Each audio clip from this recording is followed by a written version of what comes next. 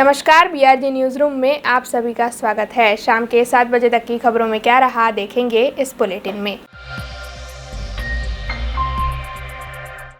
शहर के वाड़ी इलाके में मासीबा के अखाड़े में किन्नर समाज की ओर से सप्ताह तक विभिन्न धार्मिक आयोजन किए गए, जिसके बाद कल भव्य शोभा यात्रा आयोजित कर किन्नर समाज की ओर से महिसागर नदी में जवारे का विसर्जन भी किया गया।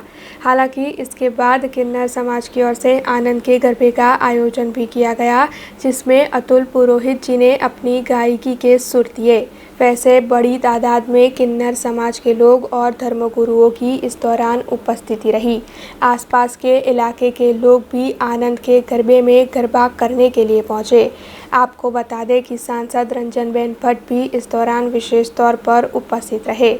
वैसे इस आयोजन को लेकर किन्नर समाज के प्रमुख अंजू मासी ने ज़्यादा जानकारी भी दी।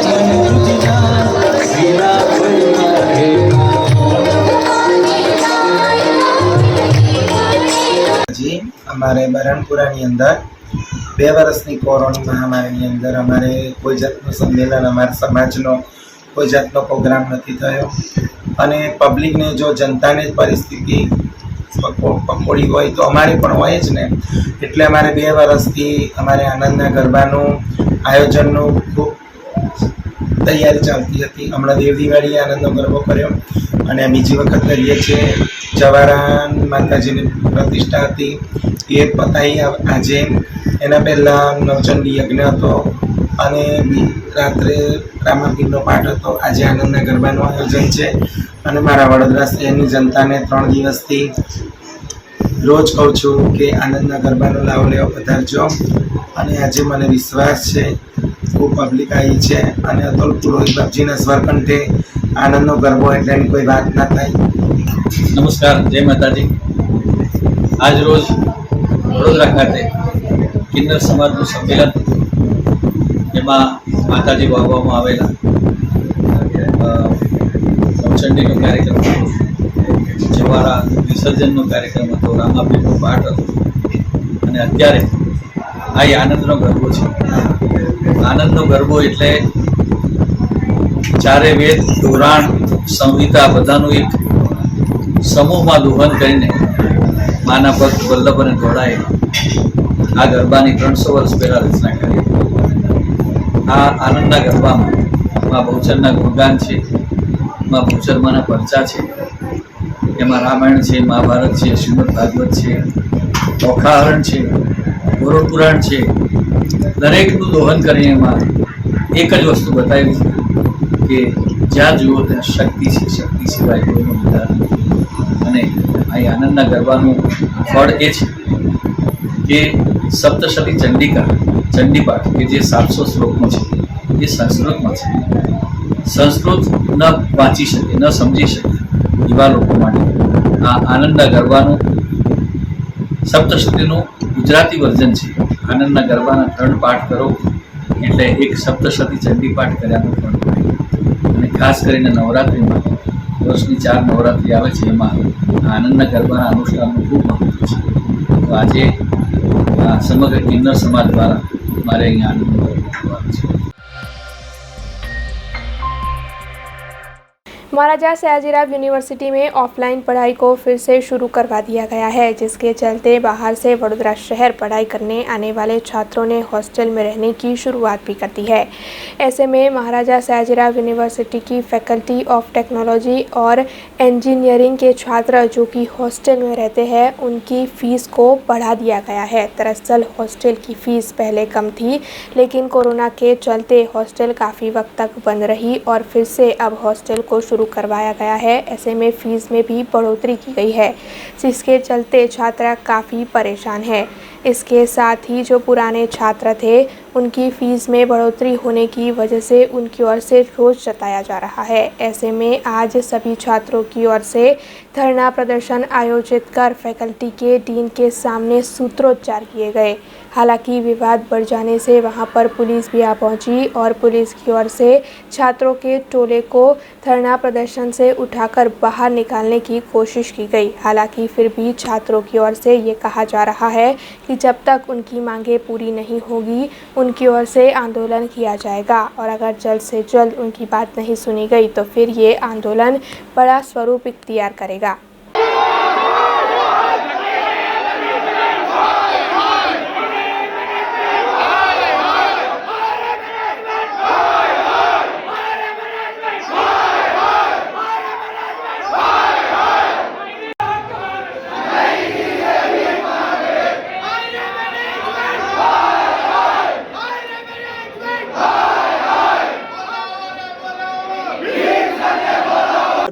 એકવીસ ફેબ્રુઆરી 2022થી જે ઓફલાઈન કોલેજ શરૂ કરવામાં આવી છે અને જે વિદ્યાર્થીઓના હોસ્ટેલના પ્રોબ્લેમ હતા તે અમે અને અમારા વિદ્યાર્થી ભાઈઓ દ્વારા એ પ્રોબ્લેમનું સોલ્યુશન લઈને ડીન સર જોડે મળવા આવેલા છીએ અને પ્રોબ્લેમનું સોલ્યુશન એ લોકો જલ્દીથી જલ્દી આપીશે અમને એવી અમને એ લોકોએ માંગ કરી છે। અમે એ લોકોને માંગ બી કરી છે કે ભાઈ અમારા પ્રોબ્લેમ જલ્દીથી જલ્દી સોલ્વ થાય અને જે વિદ્યાર્થીઓ હેરાન થાય છે, જે વિદ્યાર્થીઓ હેરાન ના થવા જોઈએ એના માટે સર અમારી માટે સારામાં સારો પ્રયત્ન કરીને અને વિદ્યાર્થીઓના પ્રોબ્લેમ સોલ્વ કરશે તેવી અત્યારે એ લોકોએ માંગણી અમને કરી છે કે આ રીતના પ્રોબ્લેમ જે બી હશે એ લોકો થઈ જશે।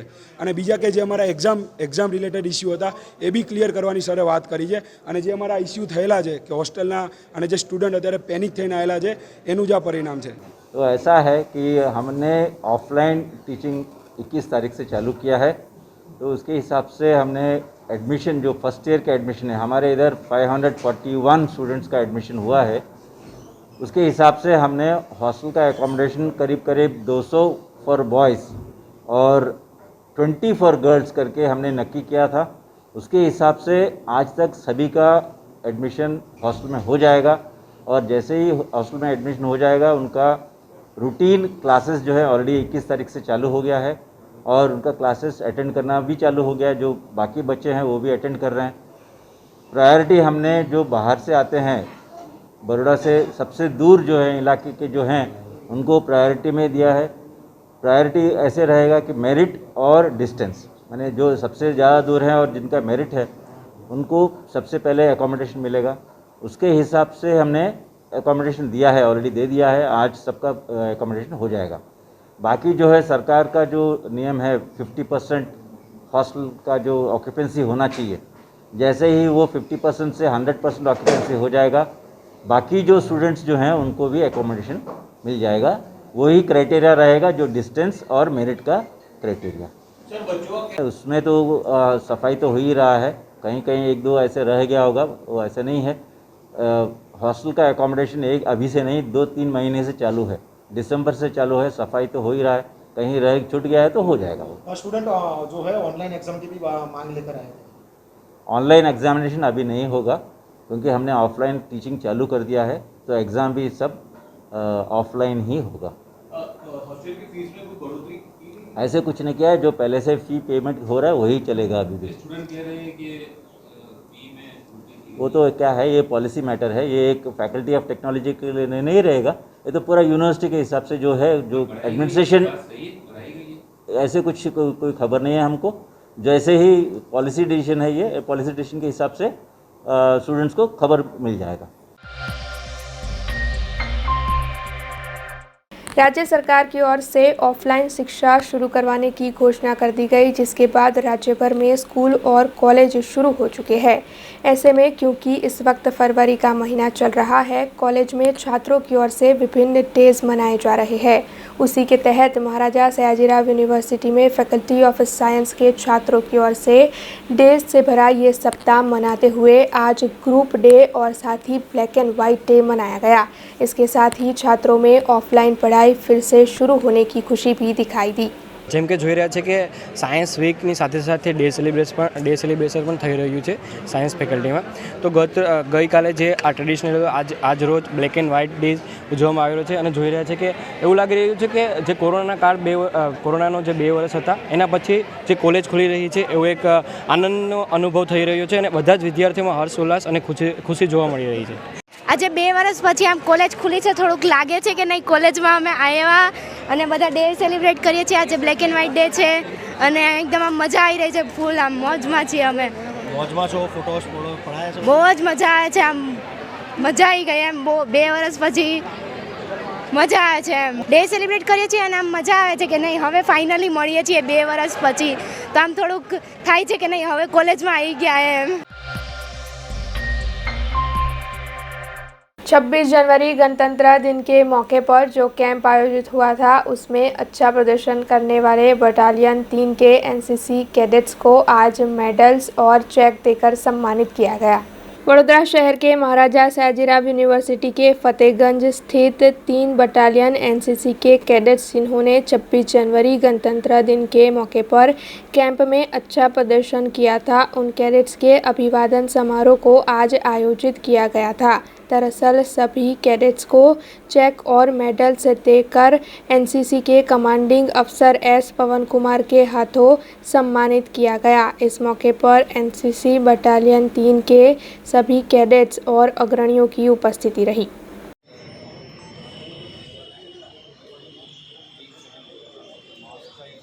आज ये हमने जो हमारे पिछले ट्रेनिंग वर्ष 2021-22 के दौरान हमारे बच्चों ने, हमारे स्टाफ ने जो हासिल किया है, जो अचीवमेंट्स लिए हैं, जैसे कि 3 डीजी एनसीसी कमेंडेशन कार्ड हमारे यूनिट को मिला है और रक्षा सचिव का भी एक कमेंडेशन कार्ड मिला है, गवर्नर मेडल भी मिला है और जो प्रेस्टिजियस रिपब्लिक डे कैंप होता है उसमें हमारे 5 बच्चे जो गए थे उन सब को, तथा और भी गवर्नर मेडल वाला भी एक हमारा बच्चा है.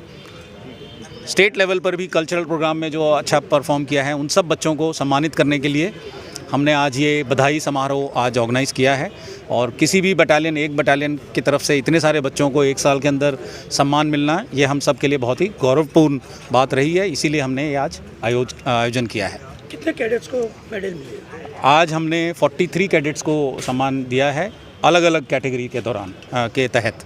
नहीं, जो कैश रिवॉर्ड मिला है वो हमारे एनसीसी बरोड़ा ग्रुप के जो कमांडर साहब हैं, ब्रिगेडियर DS रावत, उनकी तरफ से जो रिपब्लिक डे कैंप में बच्चे गए उनको दिया गया है. पादरा के संतराम मंदिर में परम पूज्य माधवदास जी महाराज की 7वीं पुण्यतिथि के मौके पर विभिन्न धार्मिक कार्यक्रमों का आयोजन किया गया.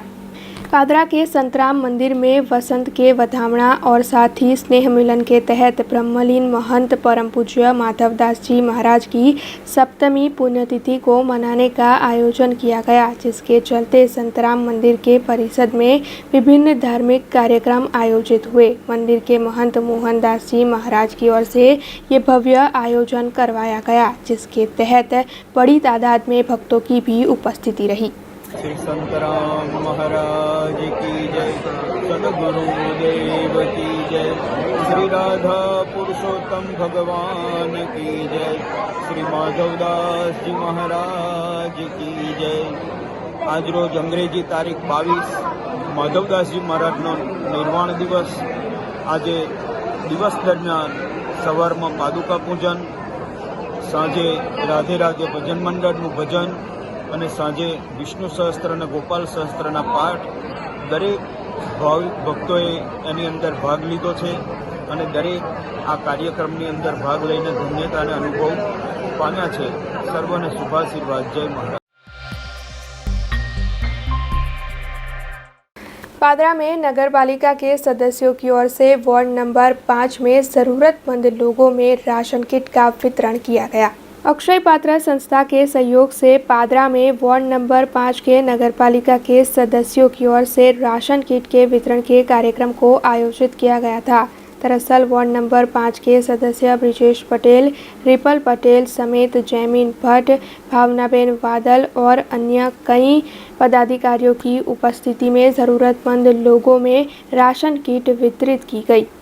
आज रोज पादरा नगरपालिका મત વિસ્તાર વોર્ડ નંબર 5ની અંદર હું પોતે એટલે પટેલ બ્રિજેશ રમેશભાઈ, મારી સાથે ભાવનાબેન, દિલીપભાઈ, દક્ષેશભાઈ અને જયમીનભાઈ ભટ્ટ 4 કોર્પોરેટર સાથે ભેગા થઈને વોર્ડ નંબર 5ની અંદર અનાજની કીટનું વિતરણ કરવામાં આવ્યું છે.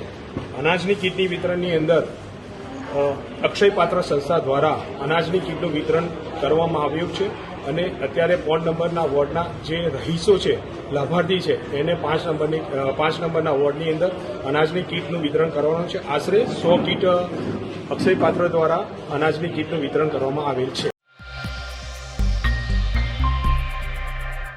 श्री सहजानंद युवक मंडल की ओर से पादरा में दिव्य शाकोत्सव और सत्संग सभा का आयोजन किया गया. स्वामीनारायण मंदिर के परम पूज्य सद्गुरु श्री ज्ञान जीवन दास जी स्वामी की विशेष उपस्थिति में पादरा में दिव्य शाकोत्सव और सत्संग सभा आयोजित हुई. दरअसल पादरा में श्री सहजानंद युवक मंडल की ओर से दिव्य शाकोत्सव और सत्संग सभा का आयोजन करवाया गया, जिसमें हरिभक्त समेत राजकीय अग्रणी और व्यापारियों की भी बड़ी तादाद में उपस्थिति रही.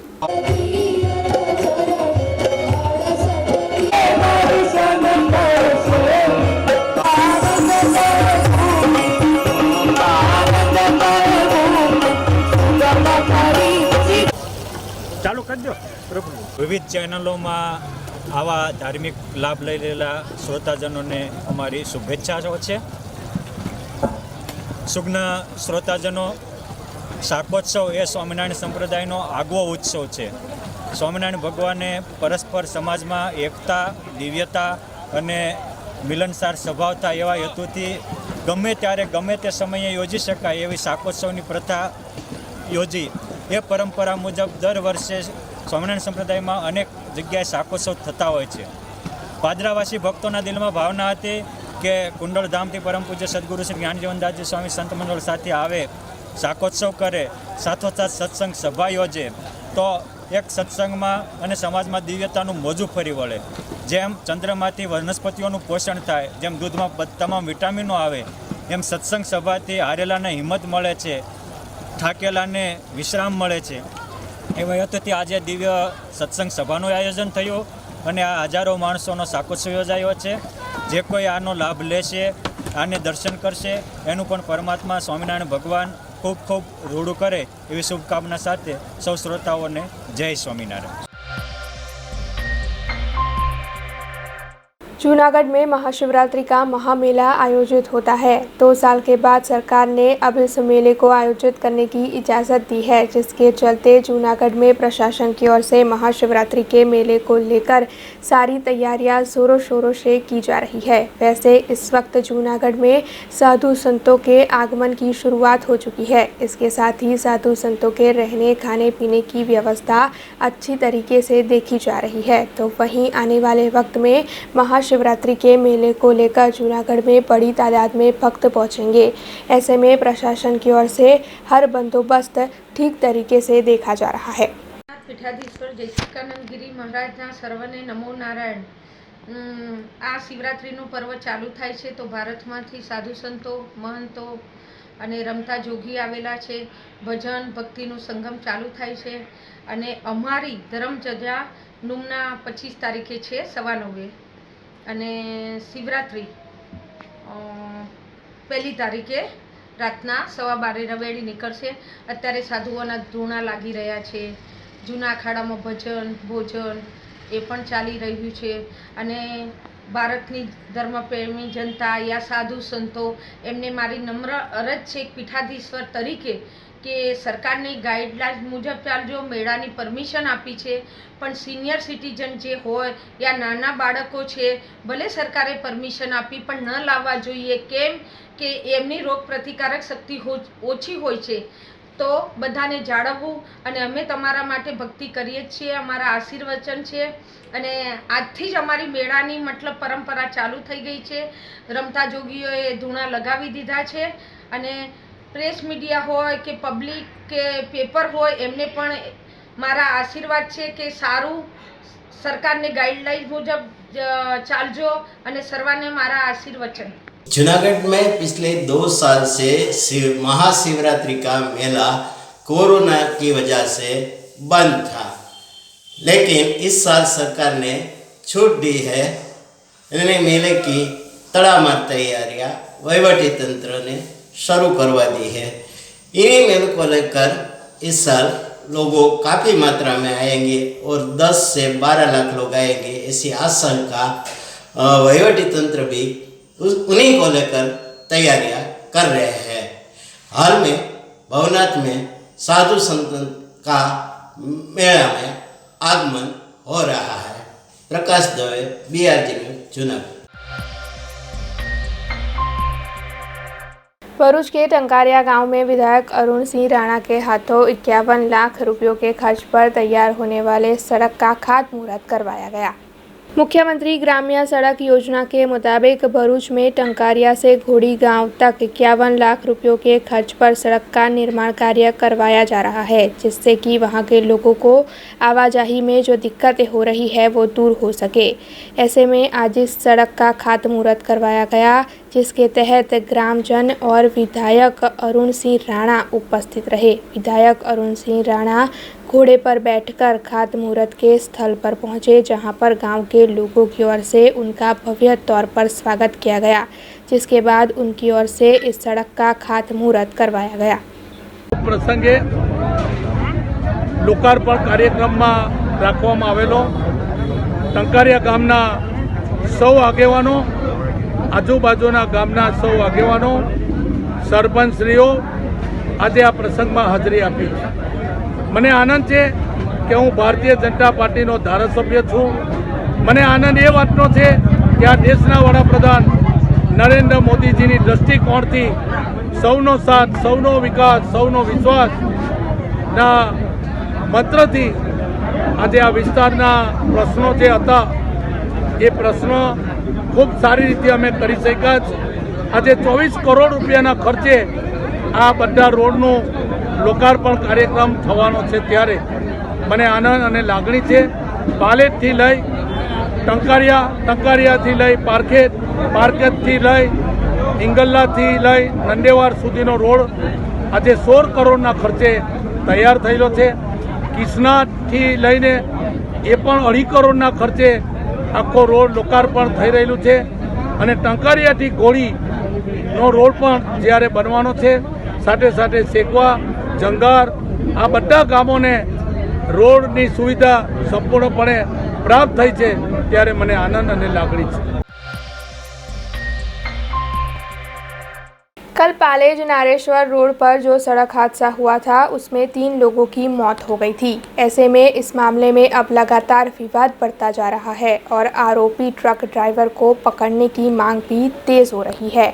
ऐसे में करजन प्रांत अधिकारी को आज कांग्रेस पार्टी की ओर से इस मामले में आवेदन पत्र दिया गया और कांग्रेस की ओर से ये मांग की गई कि जल्द से जल्द आरोपी ट्रक ड्राइवर को पकड़ा जाए।